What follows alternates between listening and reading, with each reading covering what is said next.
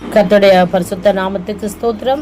இந்த 270ஆம் நாளுக்கான பாவ அறிக்கை, அது லூக்கா 6ஆம் அதிகாரம் 37ஆம் வசனம். மற்றவர்களை குற்றவாளிகள் என்று தீர்க்காதிருங்கள், அப்பொழுது நீங்களும் குற்றவாளிகள் என்று தீர்க்கப்படாதிருப்பீர்கள்.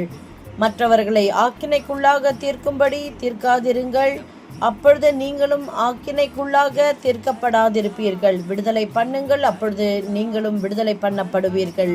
ஆமென். பிரியமானவர்களே, நாம் அநேகருடைய பாவங்கள் குற்றங்களை எல்லாம் மன்னிக்கும் பொழுது பிதாவாகிய தேவன் நம்முடைய அக்கிரமங்கள் எல்லாவற்றையும் மன்னித்து நமக்கு இரக்கம் பாராட்டுவார். இப்பொழுது ஒருவேளை நாம் அப்படி மன்னியாதிருப்போமானால் இப்பொழுது பாவ அறிக்கை செய்வோம். ஸ்தோத்திரம் ஆண்டவரே, ஸ்தோத்திரம் தகப்பனே. எங்கள் இருதயத்திலே ஆண்டவரே, சிந்தையிலே மற்றவர்களை குறித்து வைத்திருக்கிற எல்லா கசப்பையும் வெறுப்பையும் பாவத்தையும் ஆண்டவரே, கடினத்தன்மை எல்லாவற்றையும் இயேசுவின் நாமத்தினாலே விட்டு விடுகிறேன் என்று அறிக்கை செய்கிறோம். மற்றவர்களை ஆசீர்வதிக்கிறோம், மன்னிக்கிறோம். இயேசுவின் நாமத்தில் பிதாவே. ஆமேன், ஆமேன், ஆமேன்.